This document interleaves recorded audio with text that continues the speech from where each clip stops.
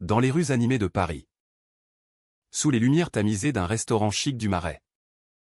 Alex servait un verre de vin rouge à un client distingué. Soudain. En croisant le regard de l'homme. Un frisson glacé le traversa, cet inconnu au trait familier n'était autre que son père. Disparu depuis 20 ans. Cette révélation déclencha une tempête intérieure. Transformant une soirée ordinaire en un chaos émotionnel qui menaçait de tout emporter. Alex, 25 ans, avait grandi sans père.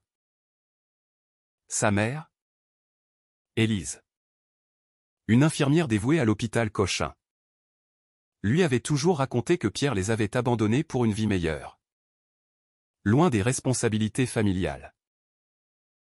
Il n'était pas fait pour ça, disait-elle avec amertume. Les yeux voilés de larmes refoulées. Alex avait appris à vivre avec ce vide. Se forgeant une identité dans la vibrante communauté gay de Paris. Il travaillait comme serveur au Le Refuge. Un bistrot branché où les conversations fusaient et les rires masquaient souvent des solitudes profondes. Ce soir-là, le restaurant bourdonnait d'une énergie particulière. Des couples dînaient aux chandelles. Des amis débattaient de politique. Et Alex naviguait entre les tables avec son sourire professionnel. Marc. Son petit ami depuis 2 ans. Un artiste peintre de 28 ans aux cheveux bouclés et aux yeux verts pétillants. L'attendait souvent après son service pour une promenade nocturne le long de la Seine.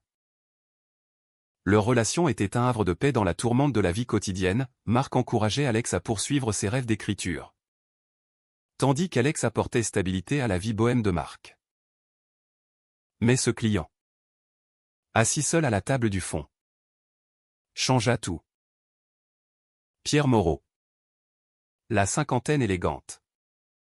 Costume sur mesure et montre en or au poignet. Commanda un steak tartare avec une assurance qui trahissait une vie de privilège. Alex approcha. Plateau en main.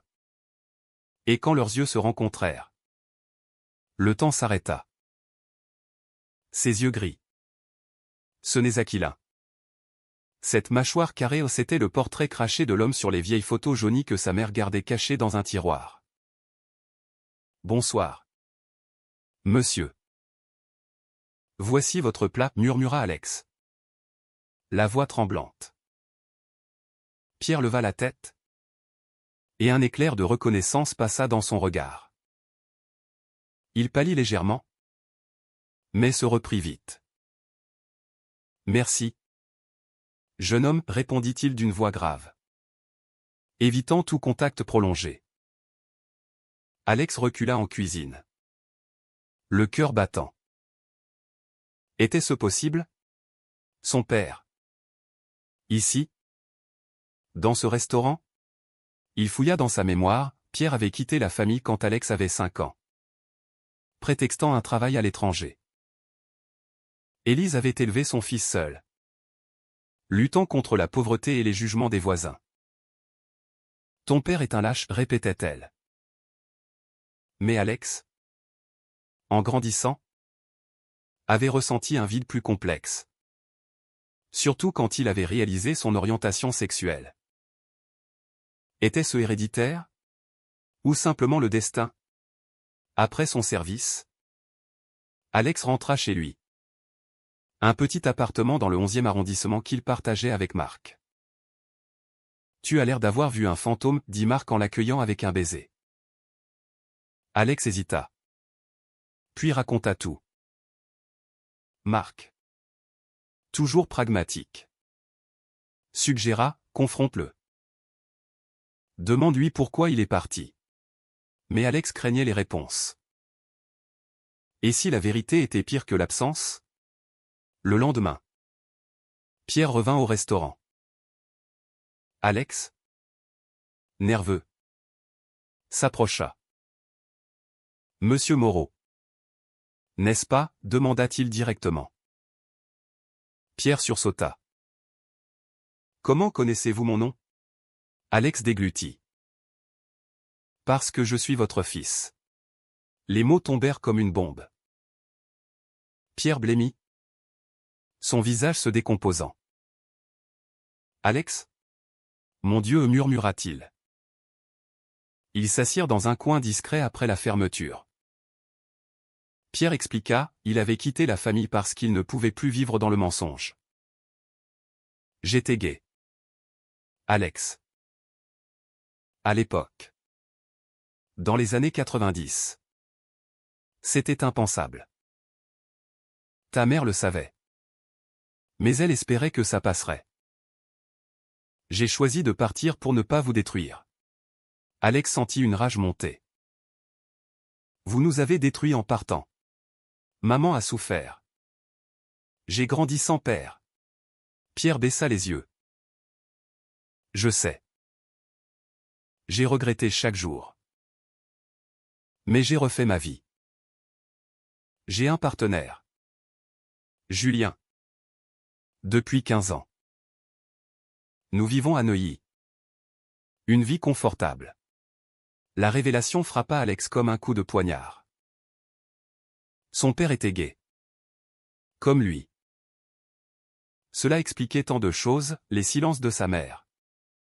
Les non-dits familiaux. Mais cela ouvrait aussi une plaie, pourquoi Pierre n'avait-il pas cherché à le contacter? J'avais peur du rejet, avoua Pierre.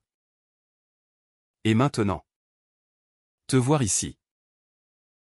C'est un signe. Alex rentra chez lui. Tourmenté. Marc l'écouta. Mais une ombre plana, et si ton père veut te récupérer maintenant? Pour soulager sa conscience. Alex ne savait pas. La société française. Malgré ses avancées avec le mariage pour tous en 2013. Portait encore des stigmates. Les familles conservatrices, comme celle de sa mère, voyaient l'homosexualité comme une faille morale. Élise, catholique pratiquante, avait élevé Alex dans la tolérance. Mais elle haïssait Pierre pour son choix. Les jours suivants, Alex évita Pierre. Mais celui-ci revint, insistant pour des rencontres. Ils se virent dans un café, où Pierre raconta son parcours après le départ. Il avait monté une entreprise de consulting, accumulant richesse et succès. Julien, un architecte de 45 ans, était son rock. Viens dîner chez nous, proposa Pierre. Alex accepta. Curieux malgré la douleur. Le dîner fut tendu.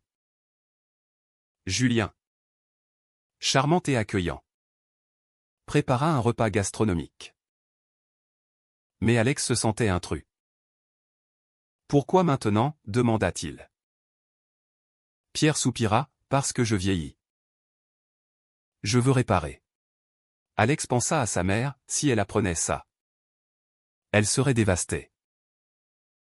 Élise avait refait sa vie avec un homme bien. Mais le passé la hantait. De retour chez Marc, Alex confia ses doutes. C'est comme si mon père me volait mon identité. Il est gay. Riche. Heureux et moi. Je galère. Marc le serra dans ses bras, ton identité est à toi. Mais peut-être que c'est une chance de guérir. Pourtant. Une fissure apparut, Marc. Issu d'une famille aisée. Ne comprenait pas pleinement les luttes d'Alex. La tension monta quand Élise appela. Comment va ton travail? Mon chéri? Alex mentit. Mais le mensonge pesa. Il savait qu'il devrait choisir, loyauté à sa mère ou curiosité pour son père. Les semaines suivantes, Alex navigua entre deux mondes. D'un côté, sa vie avec Marc. Faite de tendres moments et de projets d'avenir, il parlait même d'adopter un jour. Profitant des lois progressistes françaises. De l'autre, les rencontres secrètes avec Pierre, qui dévoilait peu à peu son passé. J'ai lutté contre moi-même pendant des années, confia Pierre lors d'une promenade au jardin du Luxembourg. La société des années 80 était impitoyable. Les gays étaient vus comme des déviants. Alex écoutait. Fasciné et furieux. Ces révélations ébranlaient ses certitudes. Il se surprenait à comparer sa propre coming out à 18 ans. Il l'avait annoncé à Élise. Qui avait pleuré mais accepté. Je t'aime tel que tu es, avait-elle dit. Mais maintenant. Sachant que Pierre avait fui pour la même raison. Alex se demandait si sa mère avait caché la vérité pour le protéger. Était-ce de la bienveillance ou de la manipulation? Un soir, après une dispute avec Marco, tu passes trop de temps avec lui. Alex. C'est comme si tu me remplaçais. Alex décida d'affronter Élise. Il se rendit à son appartement à Belleville. Un quartier populaire où elle vivait modestement. Maman? J'ai vu papa. Élise posa sa tasse de thé. Le visage blême. Quoi? Comment? Alex raconta tout. Y compris l'orientation de Pierre. Élise explosa, il t'a menti. Il est parti pour une autre femme. Pas pour ça. Mais Alex insista, il est gay. Maman. Comme moi. Élise se leva. Tremblante. Ne me compare pas à lui. Il nous a abandonnés. Toi. Tu es mon fils. Tu es différent. Les mots blessèrent Alex. Était-il différent parce qu'il était resté? Ou parce qu'elle refusait d'accepter la similarité? Cette confrontation déclencha une crise familiale. Élise appela la sœur d'Alex. Sophie. 30 ans. Mariée et mère de 2 enfants à Lyon. Sophie. Conservatrice. Prit le parti de sa mère, papa est un égoïste. Ne le laisse pas te manipuler. Alex se sentit isolé. La société française. Bien que tolérante en surface. Cachait des fractures dans les familles traditionnelles. L'homosexualité restait un tabou. Surtout quand elle brisait des foyers. Pendant ce temps, Pierre pressait Alex pour une réconciliation. Viens à notre gala de charité, proposa-t-il. Julien organisa l'événement pour une association LGBT. Alex accepta. Emmenant Marc pour du soutien. La soirée. Dans un hôtel luxueux des Champs-Élysées. Fut un choc culturel. Des hommes en smoking. Des discours sur l'égalité où tout contrastait avec la vie modeste d'Alex. Mais là, une trahison surgit. Pierre présenta Alex comme un ami de la famille. Pas comme son fils. Humilié? Alex confronta son père en privé, tu as honte de moi. Pierre avoua, pas de toi. Mais du passé. Julien ne sait pas tout. Julien. Entendant la dispute. Entra. Qu'est-ce qui se passe? Pierre. Acculé. Révéla la vérité, Alex était son fils biologique. Caché pour préserver son image. Julien fut choqué, tu m'as menti pendant 15 ans. Il quitta la pièce. Furieux. Alex, témoin de cette implosion, se sentit coupable. Avait-il détruit une autre famille? Marc. À ses côtés.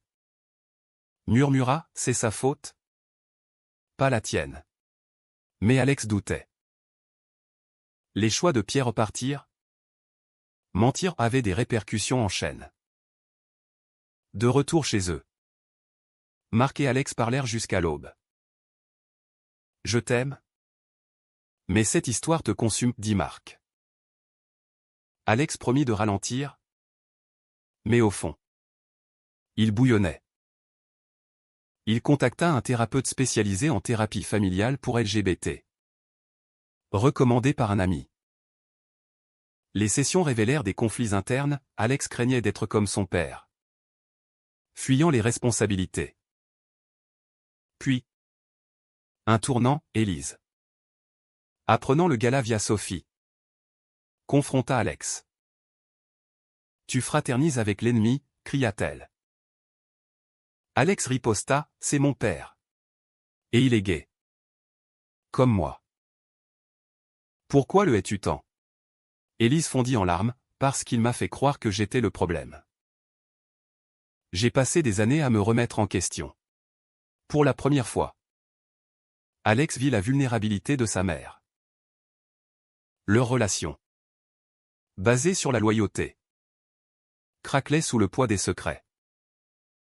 Pierre, de son côté, luttait pour sauver son couple. Julien exigea la vérité complète, si tu veux rester. Assume ton passé. Pierre décida d'écrire une lettre à Élise, s'excusant pour tout. Mais quand Alex la lut, il y vit une manipulation. Pierre minimisait son abandon, se posant en victime de la société. Alex déchira la lettre. Je ne serai pas ton messager, dit-il à Pierre lors d'une rencontre tendue au parc des Buttes-Chaumont. Pierre pleura, je veux juste une seconde chance. Alex hésita. Accepter signifiait trahir sa mère, refuser. Renoncer à une partie de lui-même. La pression sociale s'intensifia. Au travail, des collègues murmuraient sur le serveur qui a un père riche. Dans la communauté gay, des amis enviaient sa réunion familiale queer. Mais Alex se sentait piégé, la société célébrait les coming outs heureux, mais ignorait les dommages collatéraux. Marc, sentant la distance grandir, proposa une pause, prends du temps pour toi. Alex refusa. Mais la fissure s'agrandit. Était-ce le prix de la vérité? Les mois passèrent. Et la tension atteignit son paroxysme. Alex, déchiré entre loyauté et curiosité, organisa une rencontre explosive, un dîner familial réunissant Élise, Pierre, Julien et Marc. L'idée, née d'une session thérapeutique, visait à confronter les démons du passé. C'est risqué, avertit le thérapeute, mais nécessaire pour guérir. Le dîner eut lieu dans un restaurant neutre à Montmartre, loin des souvenirs. Élise arriva la première. Nerveuse, serrant son sac comme une armure. Pierre et Julien suivirent. Élégant mais tendu. Marc soutint Alex. Sa main sur son épaule, un ancrage dans la tempête. Dès les entrées, les accusations fusèrent. Élise à Pierre, tu nous as laissés sans un sou. Pierre rétorqua, j'ai envoyé de l'argent anonymement pendant des années. Élise nia. Mais Alex se rappela des dons mystérieux qui avaient payé ses études. Une trahison de plus, sa mère avait menti pour préserver l'image du père absent. Julien, calme au début, explosa quand Pierre admit avoir caché d'autres détails. Tu as eu une liaison avant de partir? Pierre avoua, oui. Avec un homme. Ce qui avait précipité son départ. Élise hurla, tu m'as trompé. Alex, choqué, vit son père sous un nouveau jour, non plus victime, mais coupable de duplicité. Marc intervint, arrêtez. C'est du passé. Pensons à Alex. Mais Alex se leva, c'est à cause de vous tous que je suis brisé. Maman? Ton amertume m'a fait douter de l'amour. Papa. Ton abandon m'a fait craindre l'engagement.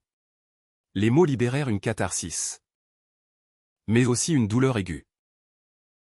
La soirée se termina en chaos, Élise partit en larmes. Julien questionna son couple. Et Pierre supplia Alex de pardonner. Marc et Alex rentrèrent. Épuisés. Était-ce une erreur? Demanda Alex. Marc secoua la tête, non. C'était vrai. Les retombées furent brutales. Élise coupa les ponts avec Alex pendant des semaines, l'accusant de trahison. Tu choisis lui plutôt que moi.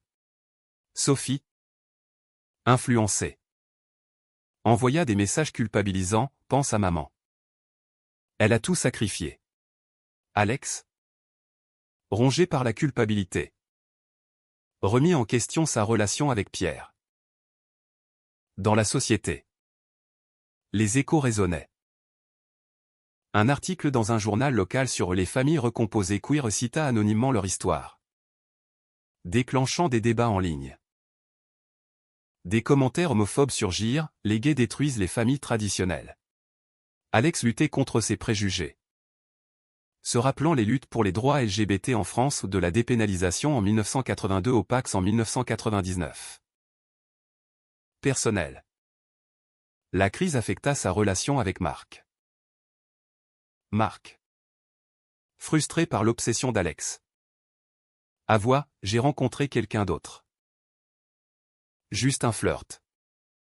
Mais Alex fut dévasté. Était-ce la revanche du destin? Avait-il négligé Marc au profit de son drame familial? Confronté à cette potentielle perte, Alex prit une décision morale controversée, il coupa les liens avec Pierre. Tu as eu ta chance. Mais tu continues à mentir, dit-il lors d'un appel final. Pierre pleura, ne fais pas comme moi. Ne fuis pas. Mais Alex raccrocha, choisissant la stabilité. Pourtant, le doute persistait. En thérapie, il explora ses peurs, et si je suis comme lui? Incapable d'engagement? Le thérapeute répondit, tu as le choix. Pierre a choisi la fuite, toi. Tu affrontes. Élise, finalement, revint. Lors d'une visite surprise, elle s'excusa, j'ai eu tort de te cacher la vérité. Pierre était gay. Et je l'ai poussé à partir pour sauver notre famille. Alex comprit, sa mère avait internalisé les normes sociétales, sacrifiant son bonheur pour l'apparence. Marc et Alex se réconcilièrent après une longue discussion. Je t'aime trop pour te perdre, dit Marc. Ils décidèrent de voyager, s'éloignant de Paris pour respirer. Mais un twist final surgit, Pierre, brisé, contacta Sophie. Elle, curieuse, le rencontra en secret. Quand Alex l'apprit, il se sentit trahi à nouveau. La famille, fracturée, révélait des alliances inattendues. La résolution vint lentement, comme un lever de soleil après une nuit orageuse. Alex, fortifié par ses épreuves, reprit le contrôle. Il écrivit un journal intime, transformant sa douleur en mots, peut-être un livre un jour, pour aider d'autres familles LGBT fracturées. Avec Marc, ils renforcèrent leurs liens. Un week-end à la campagne normande scella leur engagement, marions-nous, proposa Marc sous un ciel étoilé. Alex accepta, voyant dans ce pas une victoire sur les fantômes du passé. Leur mariage, simple et intime, symbolisa la résilience face aux pressions sociétales. Élise, après des mois de réflexion, accepta une thérapie familiale. Lors d'une session commune avec Alex, elle admit, j'ai projeté ma colère sur toi. Pardonne-moi. Alex le fit, mais posa des limites, pas de contact avec Pierre sans moi. Élise acquiesça, reconstruisant leur relation sur l'honnêteté. Pierre, de son côté, affronta ses démons. Julien et lui se séparèrent amicablement, réalisant que les mensonges avaient érodé leur fondation. Pierre fonda une association pour soutenir les parents gays ayant abandonné leurs enfants, canalisant sa culpabilité en actions positives. Il envoya une lettre à Alex, je respecte ton choix. Si un jour tu veux, je suis là. Alex lut la lettre, ému mais ferme. Il ne répondit pas immédiatement, pesant le pour et le contre. La société évoluait, avec des figures comme Emmanuel Macron défendant l'égalité. Les mentalités changeaient. Mais les blessures personnelles persistaient. Rappelant que le progrès n'efface pas les traumas. Sophie, influencée par sa rencontre avec Pierre, plaida pour une réunion.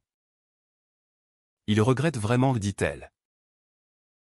Alex aida, organisant un café neutre.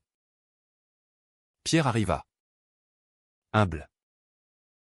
Je ne demande pas le pardon. Juste une place dans ta vie. Alex répondit, ça prendra du temps. Mais peut-être. Cette ouverture marqua un tournant. Alex réalisa que le pardon n'était pas une faiblesse, mais un choix éthique. Pourtant, les débats intérieurs rageaient, avait-il trahi sa mère en acceptant Pierre? Ou honoré sa propre identité gay en reconnaissant la complexité humaine? Marc, pilier inébranlable, encouragea, tu as payé le prix de la vérité. Maintenant, vis ensemble. Ils affrontèrent les jugements, des amis conservateurs distancés. Mais une communauté solidaire grandit.